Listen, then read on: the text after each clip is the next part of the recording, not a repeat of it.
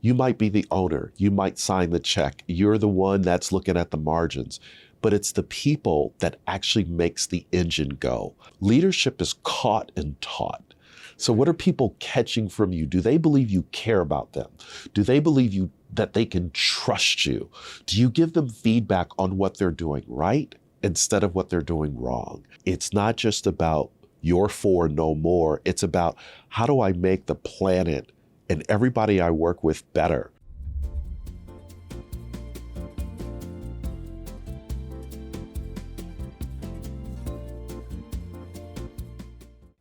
So having now written this book, Resilience at Work, I think it's interesting because people are struggling right now. Like people are struggling, and there was a quote you said in one of your talks where blew me away. You said, "I had the house, but I lost the home.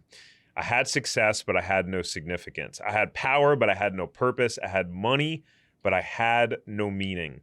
And so underneath the smile and the daily hustle, like people are struggling out there. So like what actually brings us happiness and fulfillment in our career, in our business? Like what unlocks it?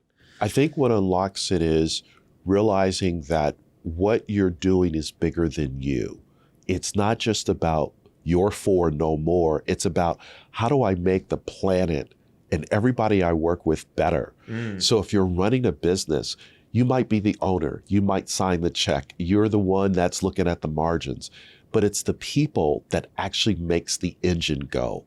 How often do you dial into them? How are they doing? Because if you're dialed into them, they're going to be dialed into your customers. But if you're not dialed into them, you're not going to have a great customer satisfaction. Your net promoter scores are going to be in the toilet because people don't feel like they're cared for. So the bigger purpose, the bigger meaning, it's not about me.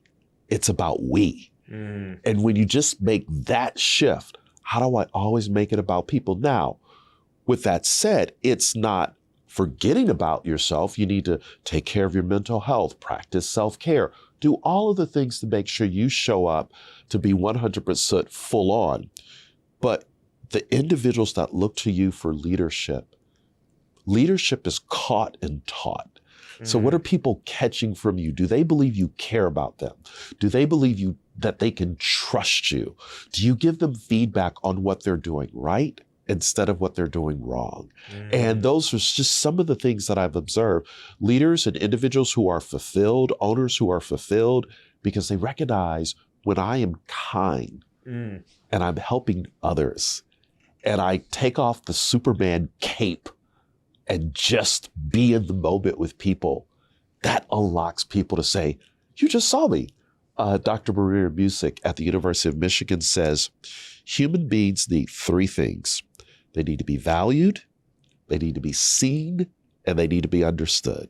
And when you value people, you understand them, and you see them, what happens is it actually benefits you because you're helping them and you're helping yourself. Here's the research. Emory University says, whenever you help someone else, the reward centers in our brain begin to light up, almost as if we have been on the receiving end of the person we just helped. Wow. And they call it the helper's high. So if I want fulfillment and purpose, I help someone not because of what I can get from them. It's about what I give to them and who I become in the process when I'm operating with no strings attached. It's this person who moves from, I am here to there you are. That person that has that self-awareness, there you are, Tariq, wow. Instead of, I am here, I have all the answers. That's fulfillment when I move from I am here to there you are. If you enjoyed this short clip from the podcast, you can check out another short clip right here. Or if you want to watch the full episode of this podcast, you can watch that here. And remember, knowledge is not power. It's applied knowledge that's power. Take care. Have a great rest of your day.